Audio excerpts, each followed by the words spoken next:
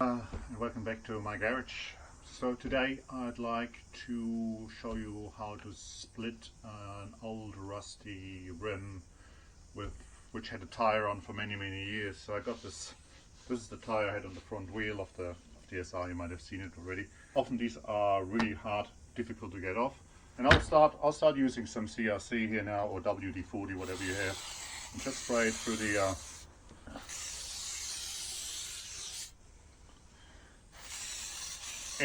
every little bit that you can do to make this thing move does help. The idea is to tighten this as much as you can. So now that's fully tightened now, and you've got a little bit of a gap appearing here. So the idea is now to drive that gap up around the tire.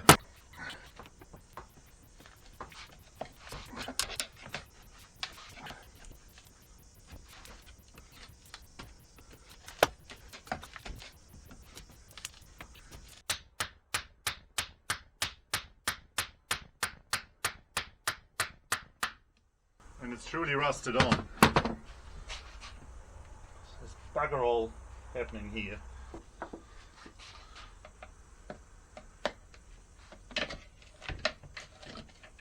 You may be able to see the rust falling out here. I'm making good progress. I'm actually quite surprised with this.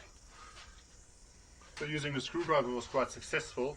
I could definitely open up a gap, so I might be able to just finish it off with the wedge now and get the rest of it out. Yep, that's good. Oh, and there it is, popped out. Alright, look at that. Wow. Alright, turn the whole thing over. Now, the second part is much harder because the rim is much wider, but between the wooden wedge and the screwdriver, the large screwdriver, you might actually be able to knock this thing on the head. So I've turned the wheel around now, and what I've done when I clamped it up, I'm not sure whether it's going to make any difference. I'll just show you on the other side. I just put a bit of a middle bracket here to hold the second part of the rim against the jaw of the vise, so it doesn't move back further. And so this is so I'm doing exactly the same thing, but now we have a much wider rim that we have to come across, so it'll be a bit of a challenge. So I give that as much as I can here with the vise again. I think that metal bracket actually did help. Alright, so that's as tight as it will go. I have sprayed it, so I'll just give it a go with the old screwdriver here. Let's see whether I can just at least separate it a few millimeters of the side of the rim. That way at least it's not stuck on the side, but only on the bottom, which is bad enough. Yeah, so not much movement there, so I'll start moving the tire around on the vise. So that'll take some time, and because it's a real pain doing this with the vise in that position, I'll swing it back to where it was. So I found that by putting in the vise with that bracket in the back, holding it against the back of the rim, and then pushing it forward, I was able to get some separation. I'll try to get the camera there. I was able to get some separation here. So now what I'll do, I'll just continue that process all around the rim, and hopefully that'll help me getting it off.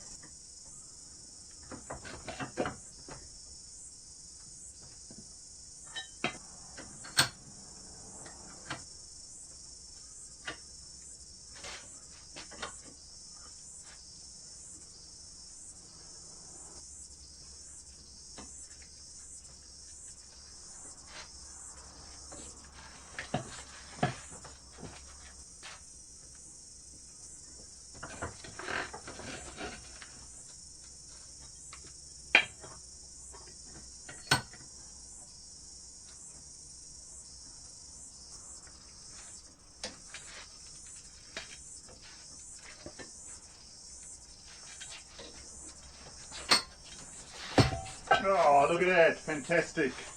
It's out. Yeah. I don't think, oh, we'll have a look, but I don't think after blasting that this is that is a salvageable. It's pretty rough, it's extremely rough, and it needs a new bolt here. Alright, so that's one tire come off. This was actually, in the end it was easier than some earlier ones I've done. So this is, looking at it, but I've had much more stubborn wheels. So this is actually not terrible. And so that obviously helped, and you can see that bracket here in the back. Maybe I'll just bring the camera closer. Got really dirty hands. So this is how I pushed against the back of this, and that seems to work. But also don't discard the wooden wedge. It does help in some cases, although you probably want to choose a slightly smaller angle than this. Alright, one tire off, so that goes in the bin.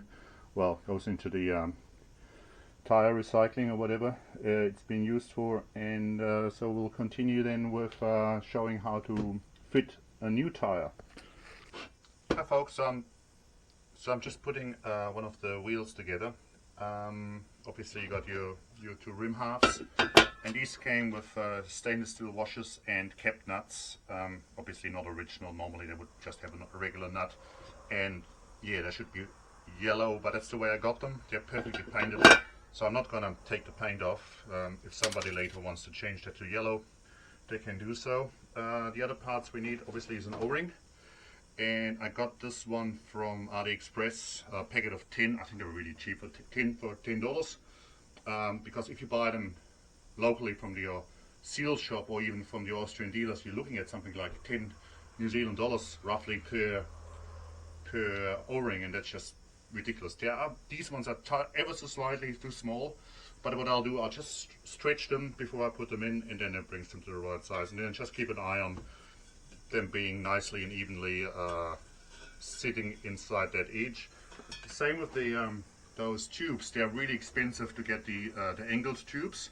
The straight ones are much cheaper, they're only about half the price, but especially with the rear wheel you can't get it's really almost impossible to pump them, so you really need to have the angled tubes. And again, very expensive if you buy them from the dealers. This one is a 3.0 by 12, which is a smidgen smaller than what the 3 3.25, but they work perfectly fine. I've never had any problems with them, and they're still expensive. They're about $18 a pop on AliExpress, but at least you yeah, it's still almost half the price of the other ones. So I've got no problems using these because these are quite an expensive item. Otherwise, just that thing for $10. It's completely overspec'd for what we use. This is really just to hold the things apart, so they're perfectly adequate for that. All right. So to put them in, oops, as you can see, they're just ever so slightly too small. So next time I'll order them a little bit bigger. I think they were 240 by whatever that is, thickness 8 or something, or 5. So I just stretched them a bit, and then they'll look almost just maybe a little bit more. And you see how much punishment they can take, so that's fine. Then the tire, obviously, Midas SO5 3.25 by 12. Just let a little bit out of shape the way they were tied together. Should slide on nicely, yep. And then actually, just before I push that home all the way, I put the tube in, and where's a hole? Just about between those two. So take the cap off, and obviously it has to face outwards, so it goes in like this. That way. I could have put it into the tire first. That would have probably be a smart idea, but it's alright. We'll get there.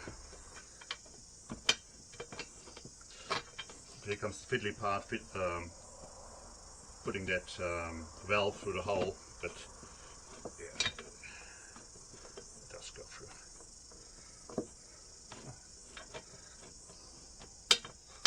There it is.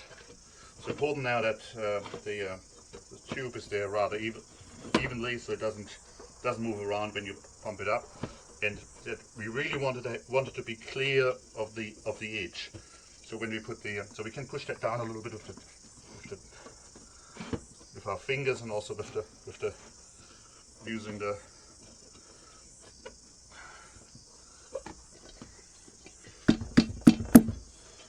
down a bit more. So just really want to get it out of the way of the edge. It's just a little bit here on that bottom, so I just push that tire further onto the rim so it's out of the way. So when we put the other rim half on, we don't accidentally squash the. So it helps pushing the tire all the way onto the rim. It gives enough space for the tube to be out of the way. Alright, so that looks pretty good. We'll just have to take care. Just double checking, yeah. It can be pushed back a little bit further there. Yeah, just pushed it down. Okay, so that's looking good. There comes our O-ring. Just contracted a little bit again, but that's okay. It's good enough. Cool. Second half, second rim part. As I said, we'll just as we tighten the nuts, we'll just make sure that doesn't pop out. Then we tighten the nuts alternatively, and just make sure that the O-ring doesn't pop out too much.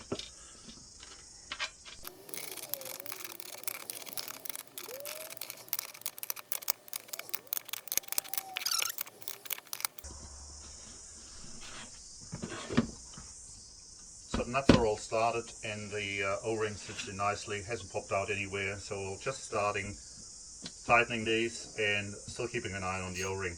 Alright, so I'm just going around one last time, tightening the nuts.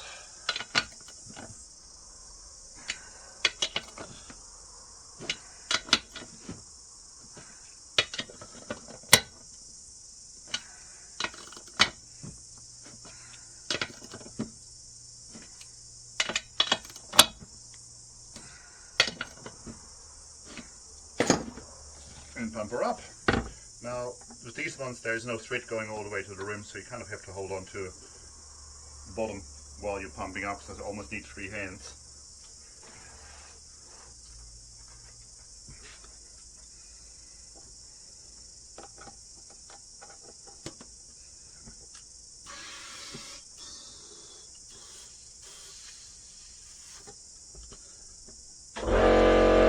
Not much good when the compressor kicks in just as you're doing a video.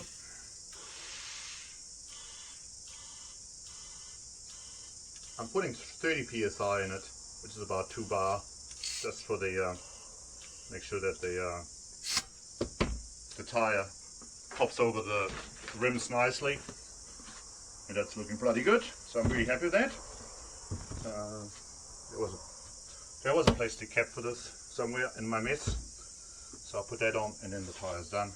We take the label off and we're ready to go. So I'll put that on the bike. Still need to get my brake shoes relined for it.